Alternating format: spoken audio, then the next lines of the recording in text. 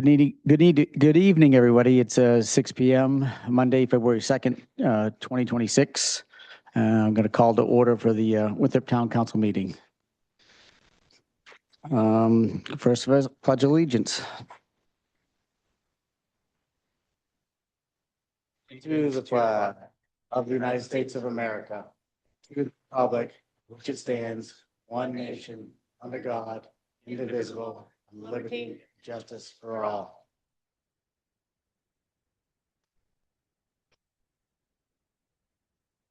All right, I'm going to open up to public comment. If anybody would like to make a public comment, please come up to the podium.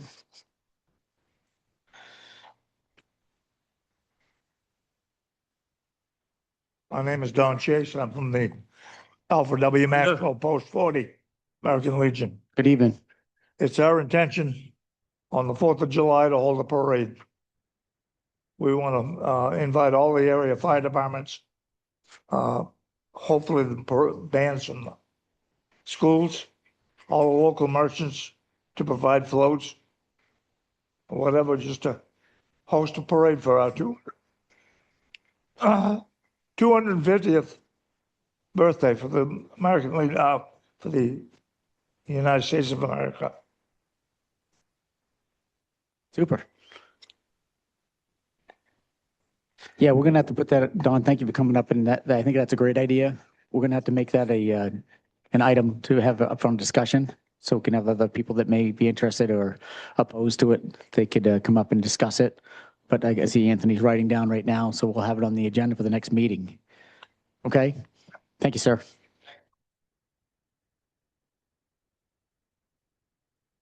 Anybody else? Anything online? All right. I'm going to open up with items 017, a presentation by Wayne's Aging at Home Coordinator, Deborah Emery. Good evening. Matt, how you doing? Great. Thank you. Thank you very much for inviting me. Wayne has had an aging at home organization for 10 years. We started out very small, just servicing people with meals and rides as needed. But over the years, we've grown into much, much more. We're a collaboration with the town. They pay my salary, which is 12 hours a week, but everything else is donated. Everything else is provided through donations. We have, and as you can see, if you look at the December newsletter, we have presentations, holiday events, exercise classes, music events, cooking and craft programs. And we also provide grief support and caregiver support. And most recently, we've developed a collaboration with the Wayne Community Church, and they've provided their fellowship hall to us. So we have a lovely sitting area and a large screen TV that we purchased with grant funding. And we work closely with AARP. And we've done, trying to think, we have meal deliveries to folks that can't get out, thanks to the Catholic Church in Winthrop. We provide transportation to appointments or to events if they need it. They call on us. We have a supply of handicapped equipment that is used a lot, walkers and chairs and shower stalls. We've applied for AARP grants. As I mentioned, one is the crossing light that we have on 133, especially during the farmers markets. And we're in the process of applying for another grant for a lift chair to help our citizens that are not able to come down the stairs into our events. I've written grants to the Maine Humanities Council, and so we've had great guest speakers. And if you had any questions, we have Mahjong, we have Tai Chi, so we try to cover exercise as well as mental games and activities that are good for folks. And I do a monthly newsletter and then a weekly reminder for folks and send out special reminders. You can see we have musical events coming up Sunday night. And you picked a good night because tomorrow is it's called Older Mainers Day. And older Mainers are going to the State House, courtesy of AARP tomorrow. And I'm happy to answer questions. That was pretty quick. No, that was great. Thank you. Okay. Thank you for coming tonight. Linda. Yeah, just Many people participate. Oh, gosh, if we total it up, it's in the thousands over the course of a year. We do keep a ledger, but our coffee hour would be 12, probably. Our men's breakfast, there's 20 that come for breakfast on Wednesday mornings. We have Hannaford come in and do a dietary program, and they've been a rare 15 people. So it averages about 15, but then we'll have concerts, we'll have 50. So we get a really good turnout for a little town. Thank you, Mrs. Emery, for coming. Do you know if there are people that come from outside of the community, outside of Wayne? Yes, we welcome everyone. We have quite a few that come from Leeds, Turner, and we have an email list. So I just keep adding people's names to the email list, and then I can send out group notices. And we have Winthrop people as well. At our last luncheon, we had 3 people from Winthrop. Oh, okay. Thank you. Mrs. Emery, you also have different resources that you provide. Do you kind of link some of the residents to different resources in the town? Do you provide any kind of books or anything for them? Yep, we have a lending library. We have DVDs that are available. We also connect to legal advice if they need it. And if they'll call and say, I'm having trouble with my windows or heating bills. So then that's my job. I find resources and help them out with that. So have like some kind of a planning book for estate planning or Yes. things like that? Yeah, we've done some fundraisers and we created a book with all the information you need as for your next of kin, essential information book. And we also have sold those to folks for a real bargain price. And then we have chargers that we have sold so that if the power is out, you can charge your phones. They'll last for a few days and you can charge your phones and your equipment and tools in the event of a power outage. So we're always looking for ways we can support our folks and keep them safely at home. Great. Sand buckets, we have the big coffee gallons that we keep filled with sand, and they're available at the center, and people can take those home for their decks and steps.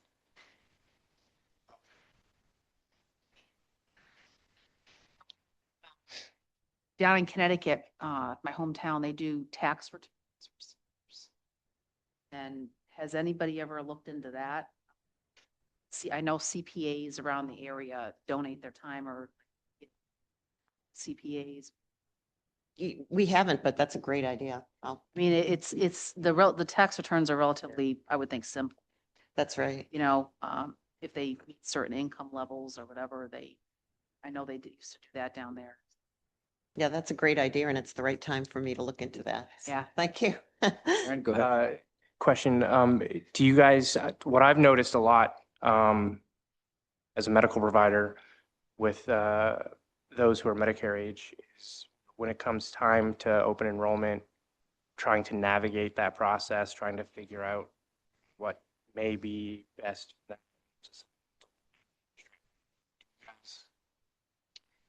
We like to start seeing if we could help. That's Right in that. That's another great suggestion. We have had doctors come in. We have had the local ambulance folks come in and talk about the risks that we're in if we are living alone in our homes, and they've been really great. And we've had a local Winthrop lawyer come in and talk about planning. But that's another good idea. Thank you. Yeah.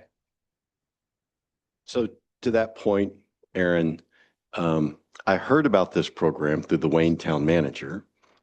And then I saw a copy of the newsletter and I was really impressed by just the menu of offerings that they have. And so the reason I wanted Mrs. Emery just to come and sort of explain a little bit about what Wayne does is, first of all, I think it's really impressive how progressive they are in ensuring that they have a wide range of activities planned for seniors.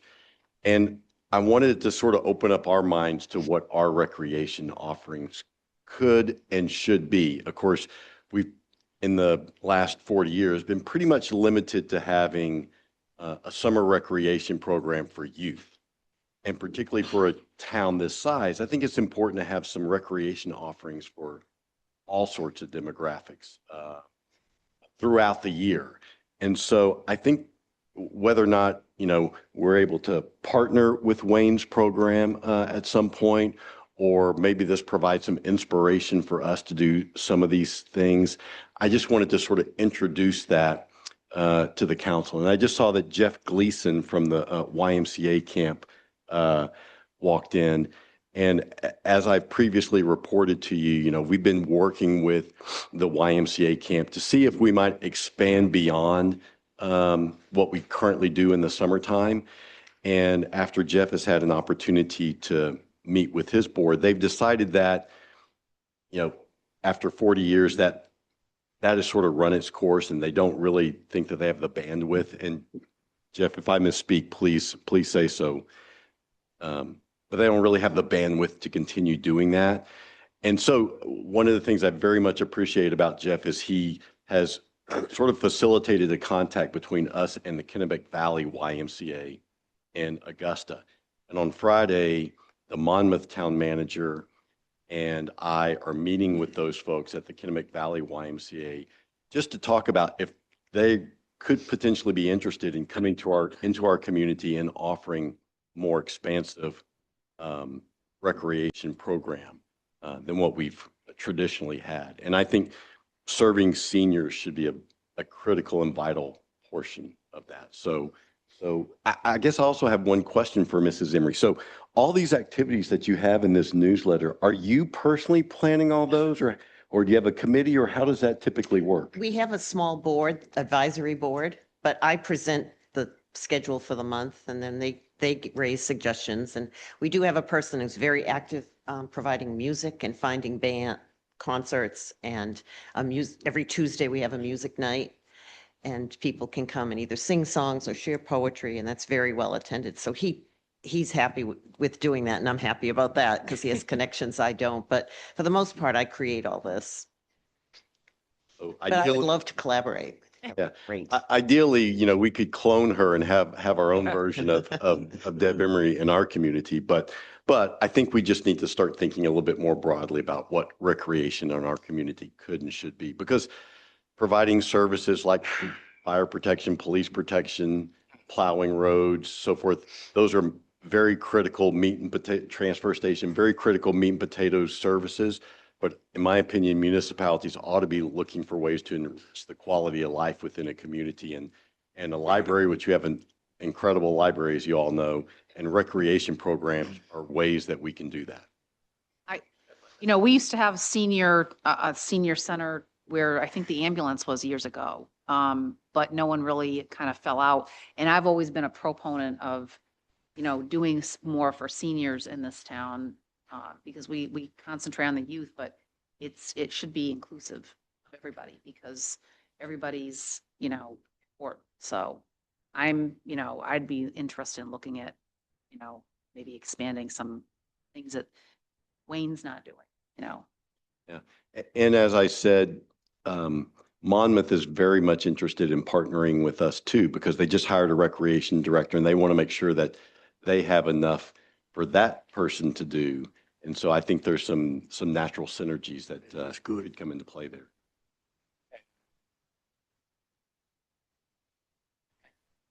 Talking to you. No, really, I just say I know the mom of the rec director, and he's pretty good guy.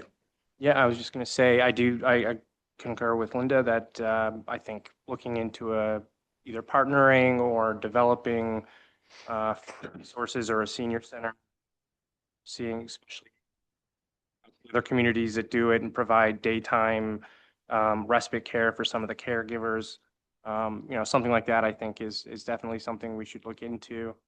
And certainly, I appreciate Mrs. Emery's willingness to bring this to our attention. And I know are well connected and, having been a teacher here for many years and then a principal in Monmouth as well.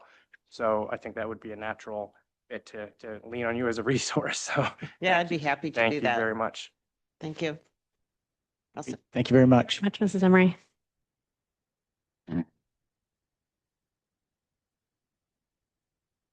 All right, I'm going to move on to items 018, consideration of allowing PALS No Kill Shelter to use Marinacook Lake Beach on May 9th for the 4th annual Kitty Kerplunk. I guess we're going to open up the discussion. 6:16.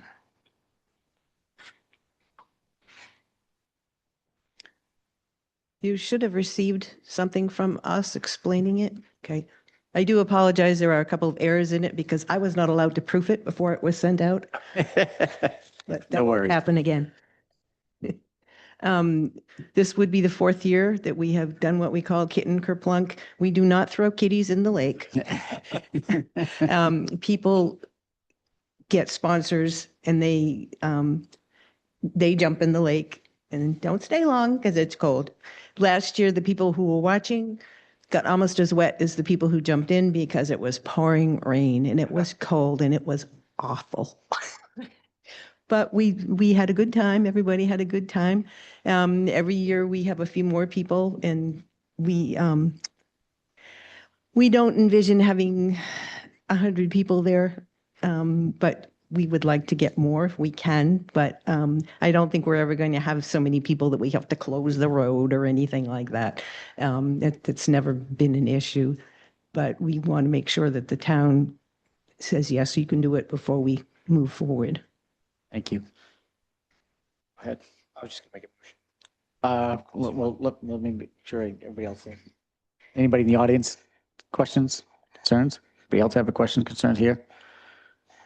So I'll just close that and then, I'll make a motion to approve allowing the PALS No Kill Cat Shelter to use the Marinacook Lake Beach I'll second. on May 9th, 4th annual Kitten Kerplunk.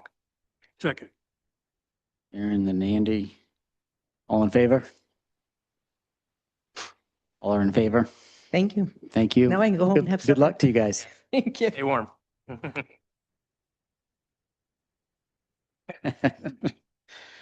All right, we're going to now open up the discussions for items 019, public hearing, proposed amendments to the zoning ordinance.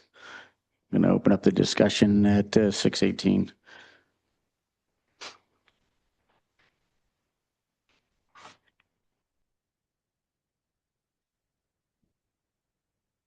Good evening. Good evening. Dawn Emerson, Town Planner. So the planning board creates for themselves, based on the comprehensive plan, a work plan for the year. And in working on those different topics, some things come up on the side and they've been accumulating, resulting some proposed amendments to the zoning ordinance. In addition to the fact that the DEP has to review the shoreland sections of the ordinance and the zoning map. And they did approve that. The changes that you all had worked with the board on, they said, yes, we'll approve these, but there's a couple of conditions and we want you to clarify these things. So what is being put before you is a couple of items that came out kind of, on the side from other work that the board's been doing, in addition to the mandated pieces from the MDP. So if it's okay with you all, I'll just walk through them. Okay. Please. They're not very complicated and hopefully not controversial at all. The first one is regarding public hearing requirements for land use ordinances. And that could be the zoning ordinance. It could be any land use ordinance, a tower ordinance, a solar ordinance. The state says, this is how you have to notice the public regarding these things. And it has to do with publishing in a newspaper 2 times, the time frame for that, when it's posted at town hall, et cetera. And what was in the ordinance, what is in the ordinance right now doesn't actually meet what the standard is or what the mandate is from the state. So the first piece is just striking out some language and adding in that which meets the state requirement. And it is actually what the town is already doing. So all of, at least since I've been here and before that, I believe you were still doing this, but the ordinance needed to be changed. So that is the first change. And the second one is regarding Article 311, Table 1, which is the table of land uses in the shoreland zone or shore areas. The state has mandates around shoreline zoning, and the state also mandated that the town adopt laws and provisions around accessory dwelling units. And when we adopted those originally, there was a little bit of a conflict with what the shoreline regulations are. So when they reviewed the changes, we had allowed accessory dwelling units, and in fact, the state says that in the shoreland, the stream protection, in the resource protection district, they called it, this isn't formally, this is just an informal conversation, they called them, an ADU is actually in the shoreland is an additional dwelling unit because it doesn't apply the same way that the accessory dwelling unit applies, where we were mandated to allow them that parking standards weren't required and the density standards didn't apply. But the state says, no, in the shoreline district, in these districts, you can have additional dwelling units, but you have to meet the minimum lot area and the frontage, the shore frontage, again, in those three districts, which is shoreline, stream protection, and resource protection. So the table is changed. Excuse me, apologize. It states that accessory dwelling units are in the one of the uses. And then it states in which district, what's permitted or how it's permitted. So the planning board in the resource protection district, it says that it has to go to the planning board, but under special exception language that's already in there, it says you can't have two family there. And so we've just expanded the notes in the definition to just try to be really clear that you can have more than one dwelling in the shoreline district on a lot, but it doesn't fall under the specific standards of accessory dwelling unit, which means that you don't have to have the land area and parking. In fact, in the three districts, resource protection, shoreline, and stream protection, they do apply. So I hope I'm being clear on that. The intent is just for people looking at this to understand that it's not a prohibited to have a second dwelling, but it just it's not considered an accessory dwelling unit for the means of density and lot frontage standards. Should that be? Well, that was an informal term that the state was using to explain how in the shoreline zone, it's because accessory dwelling unit is defined as defined, density does not apply. So they're saying, yeah, you can have another unit, but it's not an accessory dwelling unit by that definition, because in the shoreland, the density does apply. Maybe it's not as clear as I had hoped. The shoreland. Because we have a definition of it. So if you go to no, that's okay. It was hard for us we missed it the first time ourselves. So if you go to definitions, and that's one of the proposed changes, is we have a definition of accessory dwelling unit, but, and that says you don't have to meet the minimum parking standards or the minimum land area per dwelling unit. But now it says, except in the resource protection, shoreland, and stream protection districts. Because the mandate, the LD 2003 that we worked with over a year ago, it states that you have to allow accessory dwelling units in all districts. So it was a little bit at odds with the language that we had, and we worked with Colin Clark, who is at the MDP, to really try to get clear on how it's defined, where it applies, and how to make it easier for people to look at and understand. And the code enforcement officer is here. Oh, thank you, Mark. So he's here, and he worked with Colin on this. I feel like we both feel clear and have advised the board, and we want it to be really clear to the public, obviously, like the most casual of observer should be able to understand this as the idea. So as you can, Look up.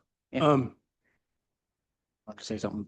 this kind of seems to hark back to, if you'll pardon me, many years ago. You could have another dwelling unit in the shoreland zone, but you had to meet, it gave you, I forget, I think it was, you had to have 50 foot for every extra dwelling unit, and you still had to meet all the impervious area standards for the lot. That's what it used to be. So this isn't that dissimilar, really. I guess the bottom line is that when the accessory dwelling unit requirements from the state came in, they really didn't apply to the shoreline, so it really shouldn't change it. Yep. And we're trying to make that clear. Should be as it was before. yeah. And that just correct? with the definition I've thrown up on the screen, you see the definition of dwelling unit, comma, accessory. And then it's just that last portion that is underlined. That's the change in the definition, just to ensure that people understand that ADUs are not exempt from the minimum lot size requirements in those particular districts. I think there was some confusion initially with LD 2003 in that regard. Yeah, go ahead. So if I just read the statute as it is here, under, the section 5 shoreline zoning, an accessory dwelling unit must comply with shoreline zoning requirements established by the DEP and municipal shoreline zoning ordinance, except that a municipality may not categorically prohibit accessory dwelling units in the shoreline zone that would otherwise meet the requirements established by the DEP and municipal shoreline zoning ordinance. Can you kind of just speak to what those requirements are and why it does not fit under one caveat of the accessory dwelling unit? So if you had a single family home in the shoreline district, and Mark, please speak up. We just had this conversation earlier. I want to make sure I'm stating correctly. You can have an additional unit. You could call it an accessory dwelling unit, but it doesn't fall under the definition that in the ordinance that says that you don't have to meet the density and parking. You can have an apartment above the garage, but you have to have the minimum shore frontage and land area that the state shoreline ordinance provisions require. It's not exempt from that. So I think, Aaron, if you have a large enough lot, you don't have to worry about it. If you have a smaller lot, then this may come into effect. So in this provision, when it says may not categorically prohibit the accessory dwelling unit, is that in reference to the potential of a municipality making stricter regulation to that definition? Because to me, that it seems unnecessary if. Can you repeat it? I apologize. So it says that the municipality may not categorically prohibit an accessory dwelling unit in shoreland zones that would otherwise meet requirements. Do we know why that is in there? Well, if you have a large lot Right? that met the other requirements, then you couldn't just say, nope, you can't have it. That's referring to a municipal's, like say, they're no longer allowed to make stricter those requirements. Is that correct? Let me think about that for a second. Okay. I think, Because otherwise, why would they put it in there? Mark Arsenal, code enforcement, I think you're on the right direction. If the land was there, if they had, I'll just give you the best example to do is if you're in the shoreline zone, and you're non-sewered, so you're not on public sewer, it's 80,000 square feet, 200 feet of frontage. If you had 400 feet of frontage and 160,000, you could put that second dwelling unit. That makes sense. Does our current shoreland zoning ordinance in town, is it different than the DEP's? No, that's what DEP is talking about when they say, the rules of a second dwelling unit. So basically they're saying dwelling, we say it's accessory dwelling. It's not, if they have the full on land in the shore frontage, it's not going to be an accessory dwelling. It's going to be a dwelling unit. So yeah, I think what you're saying is the town can't say, no, you can't have a dwelling unit if you have the land in the shore frontage. And if that's what you're saying, that's exactly right. If that makes sense. So Yeah. really, we're just following what DEP is requiring the town. So if you wanted, and you're in the sewer district, you still needed 200 feet of frontage, but it's 40,000 square feet, so. Yeah, not to pile on that, but I think that the intent of that ruling is that traditionally towns are allowed to be stricter than the state ordinance, but not less strict.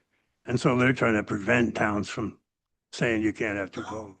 That in this one particular case, that's all. Do we have in the definition, so when someone, a developer comes or a property owner comes up, is that going to be something that they'll get directed to through our ordinance now with this change? That's the idea. Yes. Hope that's clear. Yep. Because what happened was we had someone, Just wanted to get you there. I'm sorry, there was how this came to the surface. We thought we had met the requirements and someone came in for a permit. Gotcha. And through the process, it became apparent that Wasn't obvious. it's not allowed, and we checked with the state, and that's when we realized we needed to change it and clarify it, and we've been working with the state on that. Thank you. And in fact, I think, Don, didn't we have a case where someone was just like really insistent that LD 2003 applied in the shoreland zone regardless of the circumstances of the lot? Correct. Yeah. Any other questions, comments from anybody? Okay, That's the next one. Do you want to? yeah,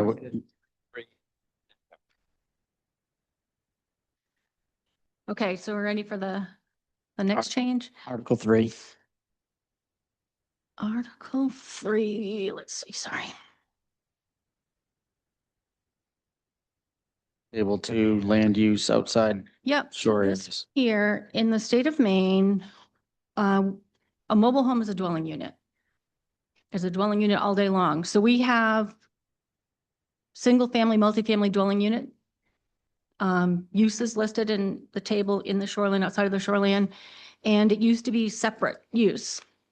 It's no longer. The state says wherever you allow single-family home, a mobile home is permitted. So we just struck it because anything that comes in now is single-family, two-family. So a mobile home that's one dwelling unit doesn't need to be called out separately. So just to strike it.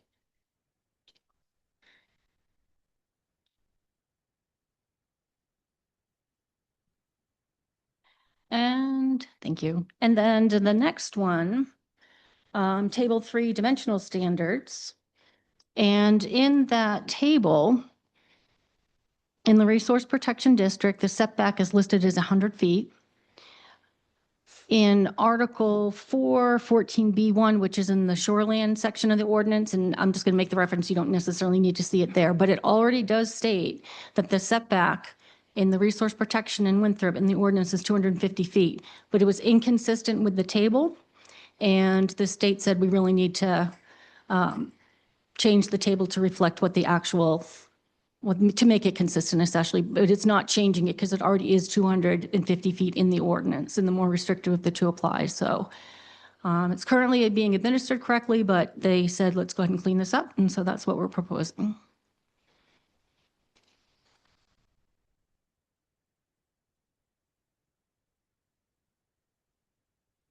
I plowed through foolishly, plowed through all this stuff to just see what it meant. And really, these are all mandates. We don't have a lot of options here. These are state minimum mandates. So, we could I was just going to say, debate all night, but and as you're going through the rest of this, if you could just think if there are any areas, that concern either from the planning board or your perspective in the adoption of the LD 337 as it relates, to Winthrop specifically, I'm certainly not opposed to engaging our state legislators if there were specific concerns. So certainly point those out if you do have them. Okay. So the next is regarding administration in the ordinance, Article 5, Section 15. Talks about the planning board. And we have proposed that the ordinance, the zoning ordinance be changed to strike A through D, as Anthony has up there. And so that the statement would be planning board shall be created in accordance with the provisions of the law and town charter. And the charter currently states there would be a planning board, according to state statutes. And additionally, you all have ordinance number 8, that's a council ordinance that has specifics about the planning board, which include terms,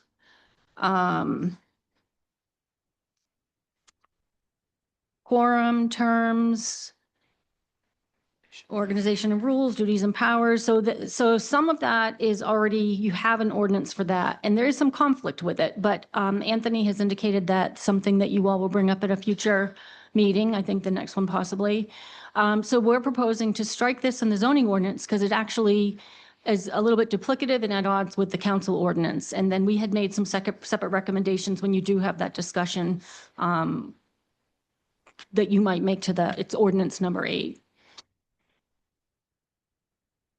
So we're just asking to strike these provisions. Like I said, they're already in ordinance 8, maybe not exactly the same, but the context is there. Ordinance number 8, I think, was adopted in 1975 and hasn't been changed since. So some of it was wildly outdated in regards to practice and state law.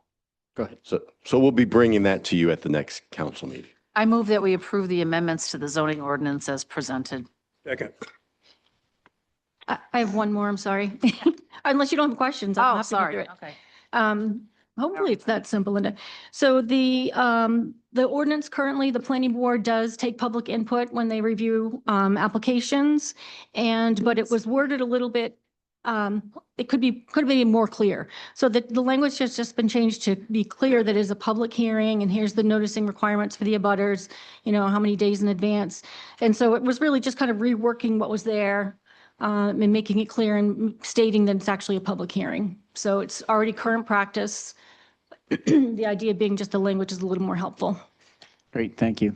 So we have a motion, we have a second, more discussion. I just have another quick question real quick regarding the mobile home. For striking that from the table altogether, it's still in definitions. Is that something that you would be striking from definitions as well? But at the same time, it also describes it as semi-permanent in one place and may be moved if necessary.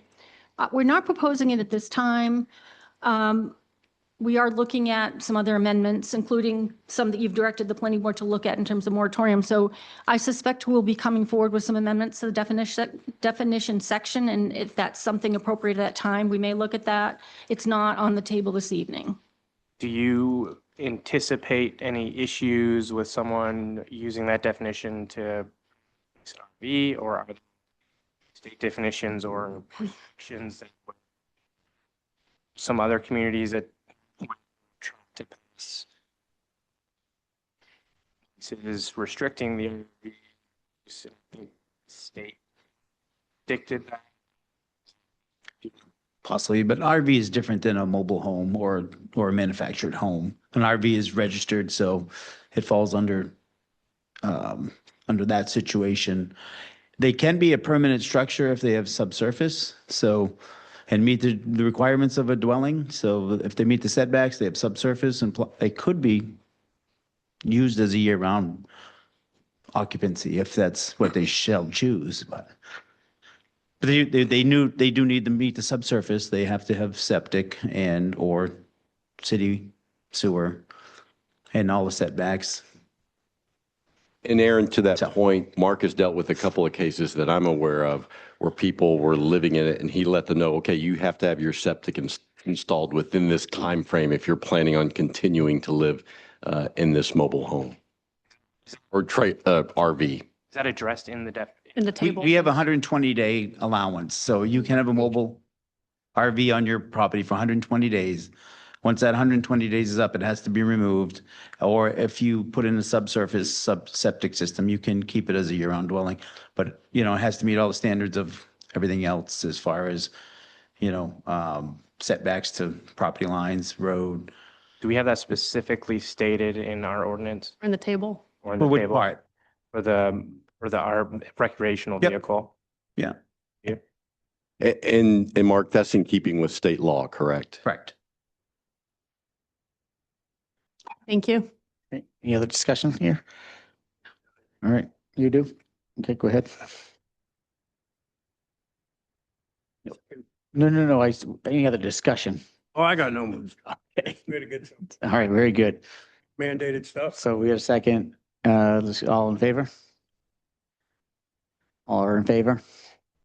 Thank you. Marking Dawn. Also, this is a change to an amendment, to an ordinance, so if you do have the option to waive the second reading if you'd like. It is. Sorry, I didn't see it. I'll make the motion to waive the second reading. Second. You can have it, Roy. Any discussion? Yep. All in favor? All are in favor? Thank you. All right, so we're going to jump down to items 021, consideration and proposed amendments to the special amusement ordinance, second reading.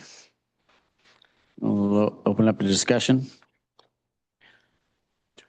So, Mr. Chair, if I may, I think this is like the fourth time that we've talked about the special amusement ordinance. We did add in the language that was requested about reasonableness. Since the last discussion, no other real changes since then. So, I'll answer any questions that you may have, but I think you probably have all the information at this point. I'd agree, but Linda?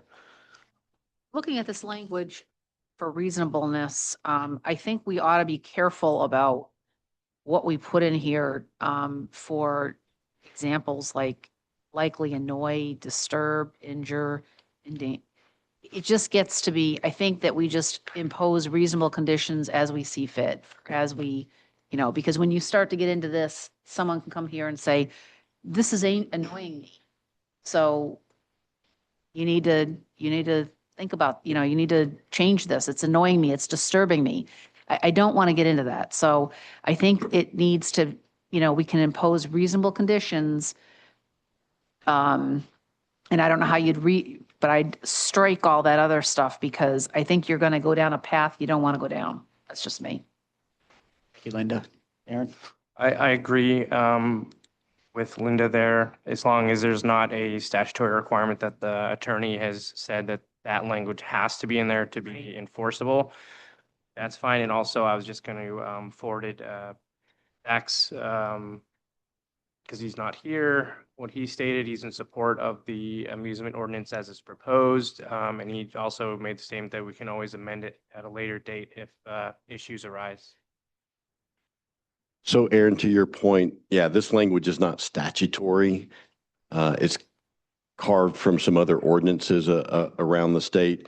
But I do think it may be important to point out that it says outdoor music and noise that would likely annoy, not possibly annoy, but more likely than not to annoy. And of course, what we have sought to do with this ordinance is just to provide you some tools so that you can decide whether or not something is likely to annoy or not. Depending upon the location, the hours, the volume, so forth. I think personally, we need to put it a little bit more openness, have a little bit more openness here because again, I think that it's likely you can have people come and they'll sit here and go around they'll bring it up and then what are you going to do? You get an ordinance that you got to have to, Well, it's likely is subjective. It is. And it's, what's likely to one person isn't likely to the other. And well, what we might do is, we've worked the word reasonable in here in several instances. You could change that word likely to reasonably. That would reasonably annoy, disturb, injure, or endanger people. do you actually need it? Can't you just say the town council may impose reasonable conditions on a permit as? Yeah, you could strike all that other you could stuff. end this, yes, you could end the sentence either after the word permit or after the word noise. Yeah, I just think that it's probably, I like that. yeah. And I was just going to ask, and maybe it's not necessary, but at the end of it, does there have to be a statement that it is in our opinion or as the council? So, or is that something that is implied? So saying like council may impose reasonable conditions on a permit to mitigate amplified outdoor music and noise that has been determined by the council. You could put it in there. I think it's implied, but there's no harm in including Implied it. as well. Or some Yeah. other group could come in and say, I think the council has exercised judgment previously with applications that have been Right. through anyway. Right. And that's why our chief of police has come in and spoken to that. And so then that point, the council takes it to their opinion and can sit there and mitigate that outdoor music and noise. And I think cutting it off right after noise and beginning it with permit conditions may be tailored too. I think including all of that, that gives some good examples as to what the council could decide. Yeah, when it comes to the vote, I'm going to have to abstain because I know there are people that are going to say, well, I might have a conflict. Okay, but my opinion is, as a citizen, that this is far too subjective. Okay, there needs to be something more definitive. And we also need to be aware that now residential dwellings are allowed in commercial areas. And what do you do if someone has a steel manufacturing plant and they make a lot of racket, 2 shifts a day, and the neighbors, there's a nice open lot and they build 4 or 5 houses and they come to us and they say, that plant has to be quieter. How do we make those calls? Do we say, you knew where you were moving when you got there? Too bad? We use the word reasonable as in the explanation. So that the guy that invested all this money in that plant with plans to grow, we can actually stop him because he's disturbing his neighbors that knew he was there in the first place. Well, it becomes, in my opinion, I would see it as unreasonable to build a house next to a steel plant and expect there not to be any noise. Well, That's where it becomes unreasonable to me. I mean, that would be my response. If you built a house next to the steel plant, that's your It problem. becomes unreasonable. At that point, it's got to be out. Some point, I see it as becoming a civil matter. I agree. But that example wouldn't fall under this ordinance because we're talking about special amusement. So Yes. it's, so essentially what we're talking Replace about the is, steel plant with an existing venue that has special amusements. Right. potentially, that'd be weird, but. I'm just saying. But this essentially relates to some sort of outdoor or indoor performance of some sort. Thank you. Anything else? Nope. So with that, Anthony, there being the second reading and we are making or striking the other part, are we still okay? Yes, you could still approve it tonight with that change. Okay. So unless the rules of the town council have changed, I need to ask the council's permission to abstain. I'd like to make a motion Okay.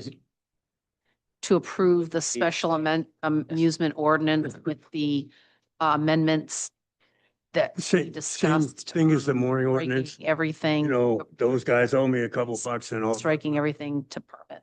Okay? Conflict of interest. It's cleaner. Sorry, Linda. Well, I really can't. So, yeah, so it's, if it's the chair's pleasure, Okay.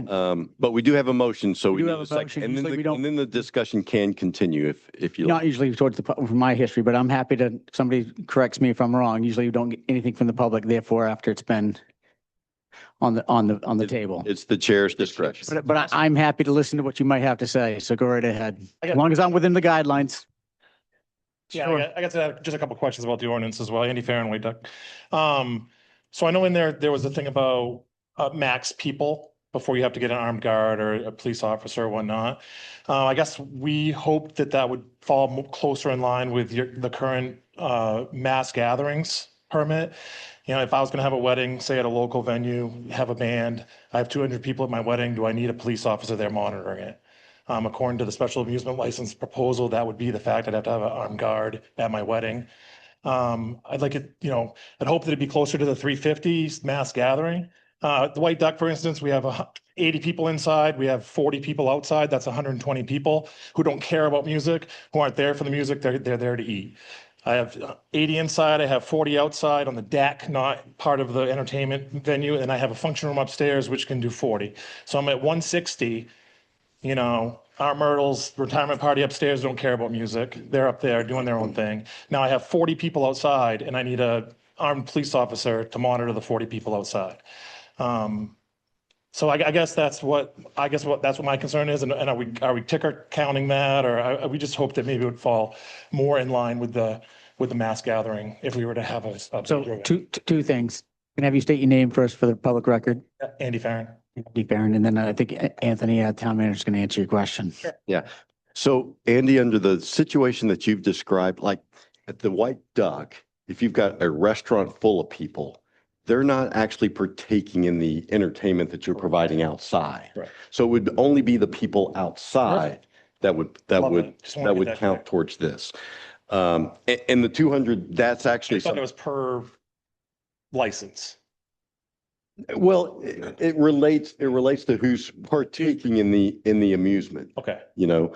So. I just want to make sure we're on the right Yeah. side of that. Yeah, and this doesn't, and the 200 number has been in here since this was adopted in 1997. So no changes in that regard. And answer your question. I did. Very Thank good. you. Thank you. Yep. Yes, we had a second. I didn't, We do not yet have a second. take a second.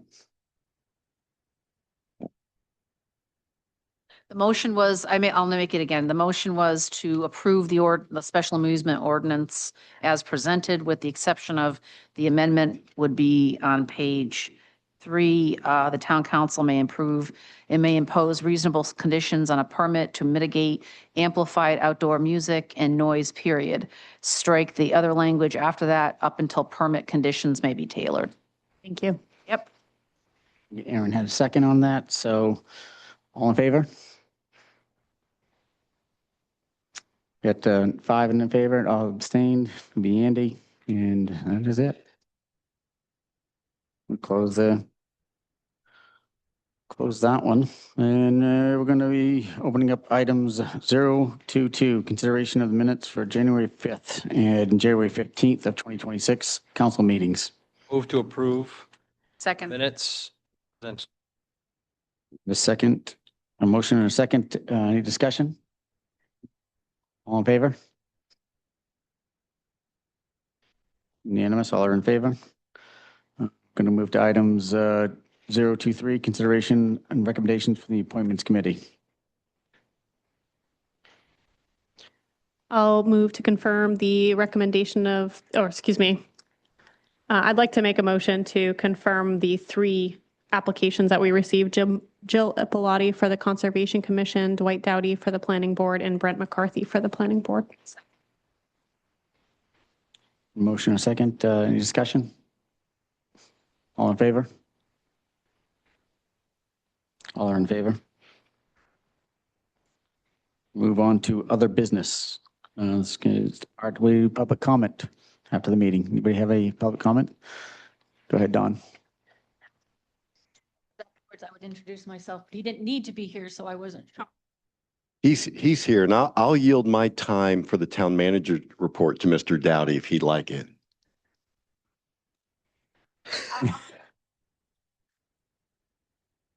That's fine. There's plenty of time. Thank you. So no public comment other than Dawn. So let's move on to the.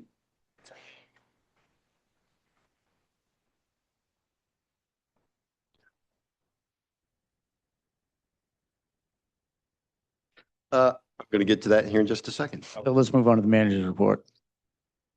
So the first thing I want to speak with you about is we have begun our departmental budget reviews. And today we went over the departmental budget for the ambulance service with Chief Moretto. And the ambulance service probably has the most involved budget of all the budgets. So it really made my head hurt. But when we talked about his capital improvement plan, one of the things that he mentioned is that they have this device that they can hook up to cardiac patients as they're having cardiac arrest. Aaron, you may be familiar with this. It's called a Lucas device, and it administers the chest compressions automatically. So that the paramedics and the EMTs can then attend to other things as it's administering the chest compressions. That device costs $23,000, and they need another one. They have one, but they need two, one for each of the ambulances. The ambulance service currently has in its capital reserve, which is labeled CPR device, $100,000. So there's more than enough money to pay for that. So we're moving forward on that purchase since you guys have already appropriated that money for that amount. Not that I'm aware of. So the other capital need, high priority capital need that the ambulance service has right now is a new stretcher for Medic 3. So Medic 3 is a little bit on its last legs, and the chief is determined to drive the ambulance into the ground as much as possible before we replace it. But you can't do that unless it has a stretcher in it. And the stretcher that was previously in it is kaput. And so you may recall we purchased the last ambulance and stretcher system from Audiotronics. And so Audiotronics currently has a stretcher for a net cost of $65,500, which is, well, it's a stretcher system so that Good, no, I got that number up. It self-loads. no, that one was kaput as well.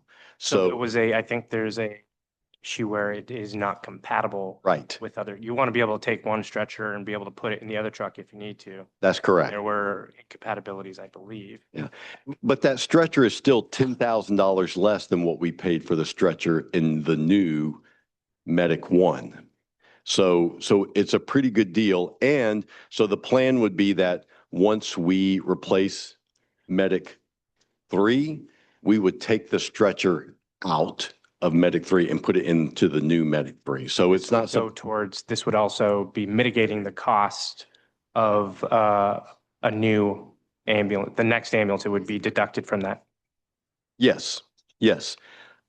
So what we would like to do, and we just discussed this afternoon, so it's obviously not on the agenda, but what I'd like to do is bring a proposal to you for the next meeting on February 23rd to reappropriate $65,500 from the CPR device capital reserve to purchase this new stretcher, which again will allow us to get more life out of Medic 3 before that ambulance has to be replaced. Anthony, yeah, my question actually goes back to the Lucas device. Mm-hmm. And I think when I first got on the council, we had a discussion one time. You probably weren't part of the whole system. They were using a device that you might have remembered. It was an older one, parts or something in Europe and stuff like that. Do we still have those? So Aaron will know more about this than I do. We still have these Zoll devices. Do you know what that is? Monitors? Yes. To do the chest compressions, because I know they've used them when. So I think he's talking about the actual compression device. Yeah, we had some of those, but I remember John talking to us about it and he wanted to go to something different. Okay, so we didn't have something because we're not outfitted currently right now with any of those in the. So just one. So here's Oh, yeah. the situation is we staff 2 ambulances. Yeah, If one ambulance is out and they need the device on the second ambulance, we don't have one. So it's reasonable. I just thought we'd had a discussion and I must be the wrong piece of equipment, but, okay. Can you run those numbers? So the account. the account has a balance of $100,000 for CPR devices.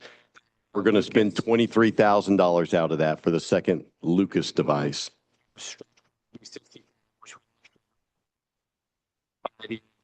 We won't have to purchase another stretcher. Yeah. And so we have $115,000 in another capital reserve for ambulance replacement. And I was reluctant to take $65,000 out of that because that puts us essentially a third of the way towards purchasing another ambulance. I'll let you go first, Linda.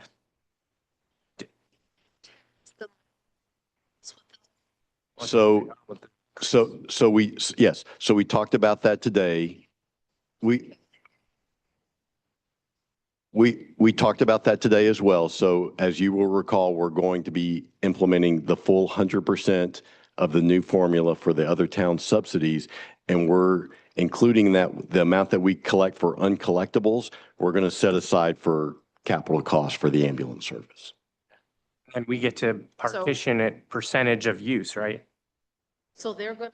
Uh, Yeah, but you're setting aside uncollectible. I'm talking about having these towns actually give us a portion of this, or, divide up this.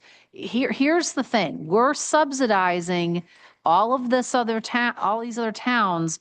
And in my opinion, when you're giving them a bill every year, you should have a capital reserve piece and a, whatever the hell it's costs for capital for all the different trips. That's what the uncollectibles is going to be. We're collecting more money from the other towns than we ever have before. And we're going to be collecting even more money next year. And our new formula gets to utilize use, gets to Okay. account for. Just as the long as it That's right. does, because I think, in fact, taxpayers should be paying for I it. think we all kind of agree with that, Linda. I think that was why we came up with the new formula. Yeah, so the new Just, formula, But I want to make sure that this. No, I think that's a good question. so the new formula is based on 3 factors: population, call volume, uncollectibles. Good name. So anyway, so what I would like to do is bring a question to you to approve Yeah. at the next meeting to reappropriate the money so that we can get the stretcher replaced in Medic 3, so we can get more life out of Medic 3. That formula does take into account our capital expenditures on the, what's that?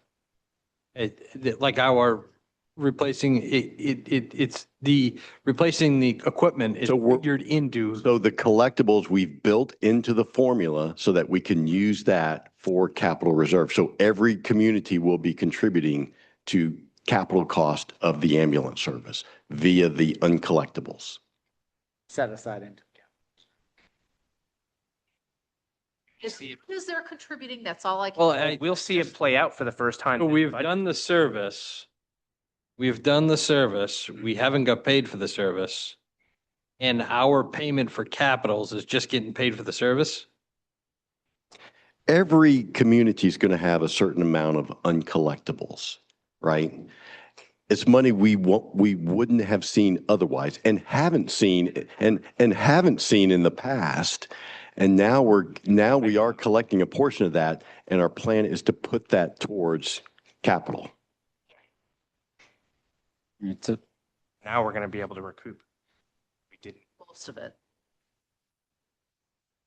So 2 other things. So with that, and Aaron reminded me, when John was presenting this, and because these are the ones that help self-assist, the stretchers. Yes. So does that helps us with the MMA insurance? It for- certainly does. So most of our workers' compensation claims are back injuries at the ambulance service. And so these stretchers are critical to try to avoid those as much as Understood. possible. Then my next question too, and it kind of goes back, hate to be harping on that Lucas device, but how old is the current one we're using today? Oh, I don't know the answer to that question. I guess my question is because, It was purchased recently. okay, Newer than 2019 when I was last sick. okay, good. Because my only question was so we had like models or similar, I didn't know if we should be buying 2 at the same time as we buying 1 in that type of, that type of mentality went through my head. So you know what happens when you assume, but I assume that the reason we have $100,000 in that capital reserve is because there was a plan to put 1 in each of the 4 ambulances. When really, if we're only staffing 2 at a time, you really only We need need 2. 2. Agreed. So, yeah, all right. That answers my questions. Thank you. Okay, so we'll add that to the agenda for Yeah, the please. 23rd. Just a reminder, today was the first day of the new hours for the clerk and CEO. So they were here at 7:30, didn't leave until after 5:30. And then those operations are going to be closed on Friday. But I'll be here on Friday. Anyone who wants to stop by, I'm happy to visit with. I know he Well, can. so- He so can- what- he can belt so I- Day morning. So I am not, but the Waynetown manager is. So I may send you over there. Hey, we should have that on our door. She is more skilled at that Directing than you I to the town manager. Wayne, yeah. am. That's how we deal with Fridays. Yeah. And then just Wayne as a County. reminder, President's Day is in 2 weeks from today, and that's a state and federal holiday. We have a charter commission meeting next Tuesday. And I actually don't expect that there's going to be much to come from that charter commission meeting. While I was on vacation, the town attorney emailed me to say that he had reviewed all the changes that the charter commission had approved on the articles, and he had no suggested changes. So it looks like we're a glide path towards having the voters consider those.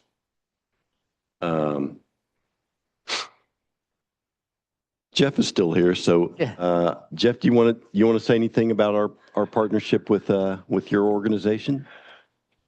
I mean, I got the letter. I read the letter. Right. I am curious if he could maybe give us some more clarity on the structure of, because this has always confused me, even from when I was a kid. Like, first, how it got established, that Lonnie was the rec director, and how he got paid and where those funds were recouped from. And then how is it that the state YMCA is different than the KV YMCA? If you could start there, that would be helpful. Sure can. Jeff Gleason, YMCA Camp of Maine. So the YMCA's in Maine were originally under a state charter. All of the Ys in Maine would have been under my banner. And then in the mid to late 80s, the Ys started to fracture off and serve their communities. As population started to increase and each community's needs were different, they established their own YMCA's. I maintain the state charter and can do programming around the state, wherever I'd like, as long as there aren't otherwise. So 44 years ago, there was a recognition that the town didn't have a recreation department, and the Y stepped up at that point and started offering primarily sports. The real need was with youth sports and some after-school programming. And Lonnie was hired 42 years ago. It'll be 42 years at the end of August. Lonnie has announced his retirement at that time. And so is the statewide, we have our own EIN, we pay our own fair share dues to the YVUSA, and we are separate from other Ys. So the funding for Lonnie's position. Oh, yeah. So the funding has come from the programming that he offers. So the after-school program and all of youth sports. And then the town has paid us an amount, I think it was $17,500 this year for Lonnie's time, which is primarily running the summer rec program. And that has grown over the last 10 years or so. Primarily it was he's always run great programs, partnering with the library and other community partners. But that's been really the essence of the town rec program, has been around the sports programs in the summer. Do you kind of run it as a net zero? So, or do you get any revenue from the programs run, or how does it get played out? It has been a mission program for us for a very long time. It is by no means a cash cow. He pays his salary and the few balls and things that Here, there. So it's never been like ability on your. Not on my balance sheet. No. On your balance sheet. Okay. That's what we need to know, right? Because we're looking at moving forward. Yeah. I think. Oh, and then, so the KV is a different chartered. Why? Yes. Yep. So they have their own CEO, their own board of directors, and they are their own organization. Yeah. That's all I needed to know. Thank you. Oh, in case I missed something here. Why pays Lonnie about 17,500? I'm sorry. So why pays Lonnie about 17,500, and the rest of his pay comes from the collection of fees for the sports service and things he provides the community, the town. So the town pays me 17,500 to, I mean, it sure. Yeah, it goes towards running, well, it goes towards Lonnie's fees. Because during June, July, and August, the majority of his time is running the summer town rec. Right. Okay, thank you. But to be clear, the only money that the Y gets from the town is the 17.5 that Jeff just mentioned. The revenues that are collected offset the cost of all the other teen counselors and coaches and childcare workers and everyone else who's involved Year in round. in the summer recreation program. Well, so June, July, and August, all of the revenue is brought into the town and is collected by the town. And then does it funnel back through the Y as in payroll? Or Lonnie gets payroll through the town? No. So all we do is we cut a check to the Y, and then Jeff does with that whatever he wants, whether it is whether it's paying Lonnie or for some other expense. So that's the only money that we send to the Y. All the other money we keep in order to offset the cost of the summer camp counselors. So the town does manage the summer camp counselors on its payroll? Yes. Yes, we pay them. Do you know about how many counselors we've had? Jeff, do you know? I think there's typically 8 or 10 lifeguards. I think there's probably a half dozen with the after school, with the kids club, and then another. And they do the camps. Maybe 20 or so for the other camps. Yeah, and then, so each of the sports camps will have at least one coach, for instance, leading the At least. softball or field hockey or whatever it might be. So just so I'm clear, the revenues that are generated through the rec programming do not go back into the Y to cover Lonnie? Well, it's 6 to 1, half dozen to the other, whether that 17.5 comes from those revenues versus anything else that we may have in the general fund. Essentially, other than the 17.5, it's a wash for us. Correct. We're paying out. It's not a wash. I mean, the program is not fully self-supporting. It was never meant to be, I don't think. No. So there are tax dollars that are subsidizing it, but to some extent, it does help to pay for itself. Okay. I mean, at some point, I would need the numbers and also because obviously the 17.5 will be something we will recoup. So that will offset any direction we decide to go in theory. Yeah. Well, and it depends upon what the programming looks like too, because the programming's going to determine the cost. And so my hope is that at a bare minimum, obviously we want to maintain the summer program. Oh, yeah, absolutely. Now, we may not have all the offerings if we can't find field hockey coaches or whatever the case might be. Some things may fall off the map, but other things might get added. So we want to maintain the summer recreation program. I think it's critical that we maintain the after-school program for working families. But as I mentioned earlier during Miss Emery's presentation, we also want to try to find a way to offer more recreation programming for all demographics throughout the year. And I very much appreciate the fact that Jeff was open to that, but again, I don't want to put words into your mouth, Jeff, that his organization just didn't have the bandwidth for that anymore. Kennebec Valley YMCA thinks that they might, and they're interested in talking about it. And so that's what we're going to do. And Jeff, I noticed you had mentioned in your note that the past, and I know because I played soccer in this youth program as well at the Y camp, will we have to enter into like a new agreement if we able to utilize the same rec space that the Y camp had? I'll leave that up to the town manager and ultimately how that gets structured. The fields are there and certainly please come use them. Okay.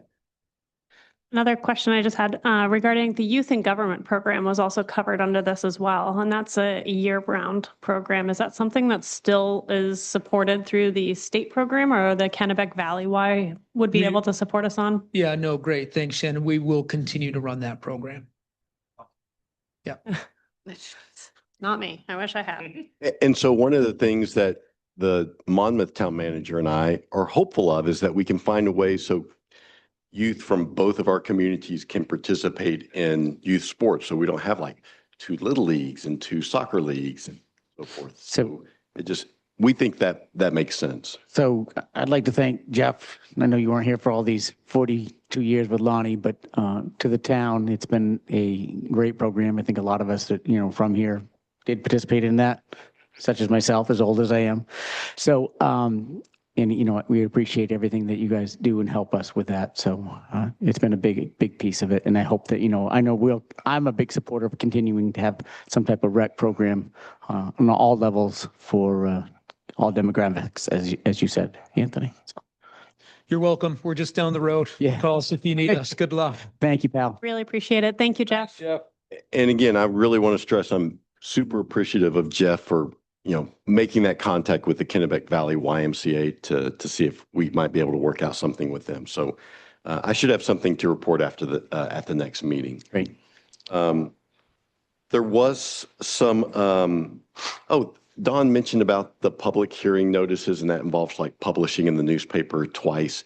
So I did write that down. 2 weeks ago, I went and I testified before the legislature because I felt like with my background, I sort of had a unique perspective against that. We'll see if that actually comes to pass. There were a lot of newspaper lobbyists there begging and pleading to please don't cut off that revenue source to them. But it makes no sense whatsoever to continue that practice. With that, though, we still do a good job of putting it on social media. That's right. I mean, Yeah. what I argued, Jim, was that we have our own websites. We can put out there Understood. and reach just as many people through our website and our social media Understood. as the newspaper. That was my question too, because I was going to replace it with social media At versus. no cost, by the way. Correct, right. So anyway, and so next week, I'm hopeful, I'm going to try to go testify in support of a bill that would pay ambulance services for care that's provided when there is no transportation to a hospital. Good. So that would be great. That'd The be- Winthrop yeah, ambulance. to help cover that cost. So, Aaron, you may have a sense of this. I don't know that I do. Do you know what percentage typically involves transport versus not of? It's hard to say number wise, but it's substantial. But what the intent of that bill and the movement towards that type of funding isn't just to recover, the time and resources used at a person's house and then making it so they don't necessarily have to go to the hospitals. We want to be able to redirect patients away from the ER that don't need the ER. So it's to incentivize, one, going to appropriate level of care, not overburdening ER, and two, to help recoup costs of, you still have to drive to somebody's house, which is you use the vehicle, the people are there, and then, the time. So it's hugely important. There have been many attempts to do this, so this is just one step. I think this Medicaid side of it versus Medicare, but it's important. Yeah. I put a flyer in front of you about a winter festival that's going to happen in our parking lot on Saturday. So, Roy, if you want to come do some sledding on the hill and drink some hot cocoa. First tracks.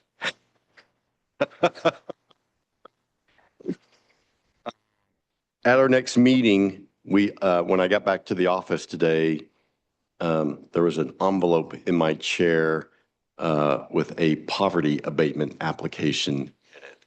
So I'd like to hear that, deal with that at the next meeting on the 23rd. If we were to do that, would you prefer to do that before 6 o'clock in order to do that? I would think that we might be able to handle it like in 30 minutes. Is that? I've already spoken to the person. They'll be here. So if we do that at 5:30, we think we'll be good. Okay. Just one. Just one. That's on the 23rd. Also on the 23rd, so I mentioned we started work on the budget. We've gotten some of our special requests, most notably from the Lake Associations and Friends of Coppice and from the food pantry. And so do you want to start hearing some of those on the 23rd? Requested last year of the Lake Associations and the Coppice, Friends of Coppice, that they changed their name to?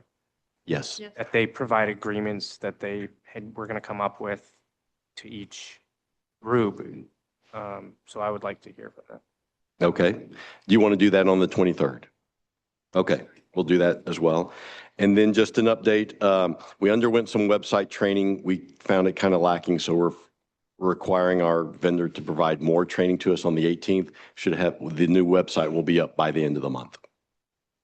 And that's my report. Functionally, is it going to be similar to the way this one works? No, it's going to be better.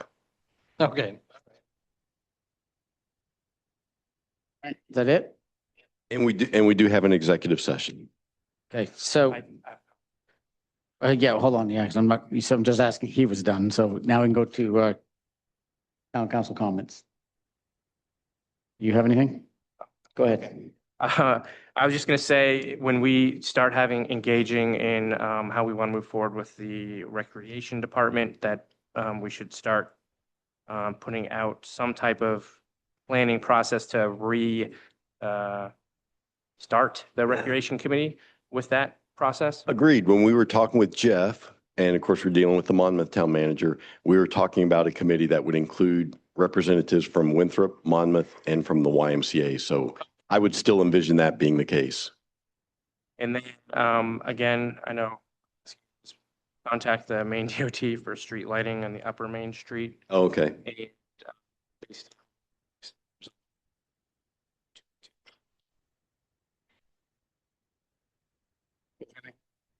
I have a couple of quick comments and, for the whole group, one, and then one, Anthony, you mentioned it tonight that you had a holiday coming up.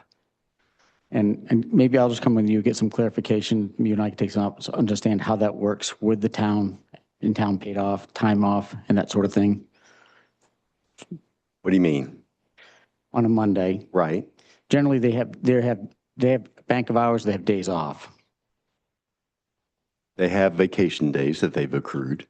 Days, right? Is that how it's written, or is it written as hours? Do you want to follow my question? It depends. Okay. Under the personnel policy, I'd have to go back and look, Jim, because I know that obviously we have some You can, people who. and I definitely take this offline, just kind of, I just trying to understand if they're getting a holiday pay and they're open for X hours and then what do they get paid for? And then when they take a vacation day, it's not just using 8 hours because it was a different block of time. So that I'm not shooting from the lip. No, that's why I bring it up. Let me check the personnel policy and I'll email you guys. That'd be helpful. Correct. He's talking about the difference between someone who may work 8 hours versus 10 hours versus 12 hours versus 24 hours. Yeah, so when you take, or you just take On a day. and you take a day off, say you take a vacation day or a holiday, if it's written, you get 20 days off for the year, or for my business, it's hourly, it's hours. We have a bank of hours that you take off. So if I want to take a half a day before hours, I want to take 2 hours, it's 2 hours. But if you're no longer working an 8-hour day, that day is no longer, just can't be defined as a day. It has to be defined as hours. And the hours that you work. Am I explaining it wrong? Well, I understand what you're saying. Understand what I'm saying? Yeah. So I'll just get clarification by. Well, I think, but I don't know. But I don't know how that's defined. So I just was asking the question. do it by the But hours and then I'm- occurrences. Hey, often it's a 10-hour day. You don't got to worry about it. Right. Do it by- So there's hours Yeah, and we do some too. places even do occurrences. So it just that's something I want to look at to make sure the accounting's right. So I can tell you when I, it's easy enough for you and I to sit down and just make sure it's not, then we'll put something that make sure it is accurate. 24 hours, if I worked a shift at 24 hours and half of that was a holiday, then it just was the 12 hours of holiday pay. But I don't know if that's changed. So anyway, you and I can discuss that. I'll have to come in and see you. The other comment I wanted to make is a group here, and this happens to be, Andy mentioned it tonight where he abstained, is I really want to make sure we're all on the same page from our training. Is when we do abstain, you probably should go to the audience and you can't even really make comment. Basically on one of my training is we can't comment on that. You can comment from the public, but you can't comment from the council. So I've got that. You have to go. Yes. Yeah, and I just wasn't going to try to call you out on that. I understood what you were doing, but I just, moving forward, I think that's the proper way to do it. Not to have a play on words, but I got to look up what the comments are in the rules of the town council to see what we're supposed to do for comments. That's fine. But when I did the training, being on the council, if you're going to abstain, you really can't talk from this board. You have to talk from the public if you're being part of the Get public. up and stand up and go. Yeah. I'd do that. No, yeah, I figured as much, but I'm just clarification for everybody. Yeah. And again, you didn't do it wrong. I mean, I just want to make sure we all are on the same page. That's the way we should, that's the way we should The follow. thing is, in the past, like after Sarah quit, I did a good study of the rules of the town council and what you're supposed to do. I haven't done that. I know, but it's the, But that was But the MMA training that we had. but it's the rules. You need, there's a reason for it, okay? If you have somebody out there that owes you a favor Right. and you're sitting here and you decide to abstain, well, you better explain yourself to the council. That's why that's there. Okay. The rules, it requires a vote. Yeah. That's right. To then, and then if the vote is accepted, then that individual should be going there and I'm then. just trying to say, If they have anything to say, they should just get over the podium and say it. Yeah, I Get out of agree. here, right? okay. All right, so we'll make entertain a motion to, Motion to go into executive session Second. pursuant to 1 MRSA Section 4056A personal matters. Second. Again. great. All in favor? Yeah, that- All are in favor? 26.